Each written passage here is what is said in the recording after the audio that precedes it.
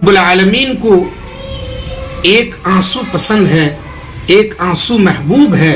वो ये है कि आदमी कुरान पढ़े, पढ़ करके रोए, कुरान सुने, सुन करके रोए।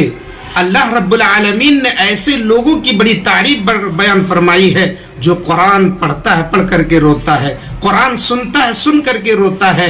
और अगर कुरान में जहन्नम का तज़किरा आ जाए, आखिरत का तज़किरा आ जाए, क़यामत की हौलनाकियों का जिक्र आ जाए, कब्र की हौलनाकियों का जिक्र आ जाए, तो आदमी रोए, आंसू बहाए। अल्लाह रब्बुल आलमीन को ये आंसू बहुत पसंद है, अल्लाह को ऐसे आंसू महबूब है। अल्लाह रब्बुल आलमीन ने ऐसे आदमियों की बड़ी तारीफ बयान फरमाई है। अल्लाह ने सूरह मरियम में फरमाया, इज़ा तुतला अलैहिम आयातुर रहमान खर्रू सुजदन व बुकिया, कि जब उनके ऊपर अल्लाह की आयत पढ़ी जाती हैं, कुरान की तिलावत की जाती है, तो वो रोने लगते हैं, सजदे में गिर जाते हैं। अल्लाह के नबी ने इस आयत करीमा में लोगों की बड़ी तारीफ बयान फरमाई है, जो कुरान पढ़ता है, पढ़ करके रोता है, कुरान सुनता है, सुन करके रोता है। आज हमारी महफिलें कैसी होती हैं? रक्स की महफिलें होती हैं, नाच गाने की महफिलें होती हैं, कव्वाली की महफिलें होती हैं, ना जाने कैसी कैसी महफिलें होती हैं। सहाबाए किराम की महफिलें कैसी होती थी, नबी अकरम सल्लल्लाहु अलैहि वसल्लम की महफिल कैसी होती थी। आइए एक हदीस में आपके हवाले कर रहा हूँ। मोहतरम नाजरीन, आप बड़े गौर से समाअत फरमाएं। हदीस इस तरह है, वअन इब्न मसूद रज़ियल्लाहु तआला अन्हु قال للنبي صلى الله عليه وسلم اقرأ علي القرآن فقلت يا رسول الله أقرأ عليك وعليك أنزل قال إني أحب أن أسمه من غيري فقرأت عليه سورة النساء حتى جئت إلى هذه الآية فكيف إذا جينا من كل أمة بالشهيد وجينا بك على هؤلاء شهيدا قال حسبك الآن فالتفت إليه فإذا عيناه تذرفان رواه البخاری في کتاب التفسیر۔ اس حدیث پاک کو امام بخاری رحمۃ اللہ علیہ اس جگہ پر لائے ہیں جہاں پر قرآن کی آیت کی تفسیر بیان کی گئی ہے، کتاب التفسیر کے اندر۔ حدیث کے راوی حضرت ابن مسعود رضی اللہ تعالی عنہ ہے، وہ کہتے ہیں ایک مرتبہ اللہ کے نبی صلی اللہ علیہ وسلم نے مجھ سے کہا، اے ابن مسعود قرآن پڑھ کر کے سناؤ۔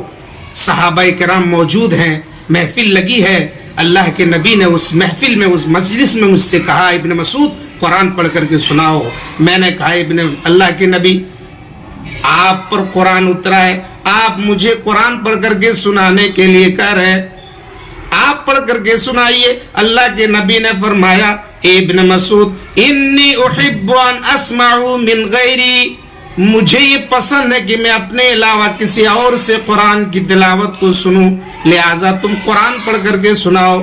حضرت ابن مسعود کہتے ہیں، میں نے سورہ نساء کو پڑھنا شروع کیا، سورہ نساء کو میں پڑھتا چلا جا رہا ہوں۔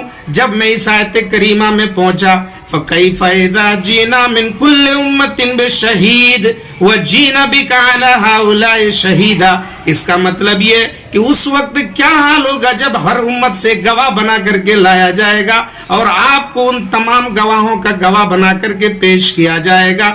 تو اللہ کے نبی کہنے لگے، اے ابن مسعود اب بس کرو، اب آگے مت پڑھو، حسبک الآن، اے ابن مسعود رک جاؤ۔ میں نے نبی کی طرف مڑ کر کے دیکھا، فَإِذَا عَيْنَاهُ تَذْرِفَانِ، اللہ کے نبی کی دونوں آنکھوں میں آنسو بھرے ہوئے ہیں، اللہ کے نبی رو رہے ہیں۔ میرے اسلامی بھائیوں، اس حدیث سے مجھے یہ کہنا ہے کہ نبی کی محفل ایسی ہوتی تھی جہاں قرآن پڑھا جاتا تھا، اللہ کے نبی قرآن سن کر کے رونے لگتے تھے، صحابہ کرام قرآن سن کر کے رونے لگتے تھے۔ ان کو یہ معلوم تھا کہ اللہ کو یہ آنسو پسند ہے۔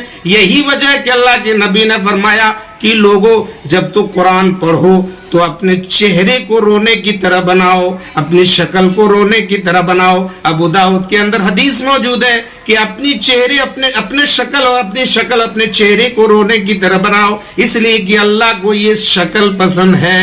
لہٰذا میرے محترم ناظرین، اگر آپ سن رہے ہوں تو آپ بغور سماعت فرمائیں اور آپ غور کریں کہ اللہ تعالیٰ کو یہ آنسو کس قدر پسند ہے، لہٰذا آپ روئیں، قرآن پڑھیں تو پڑھ کر کے روئیں۔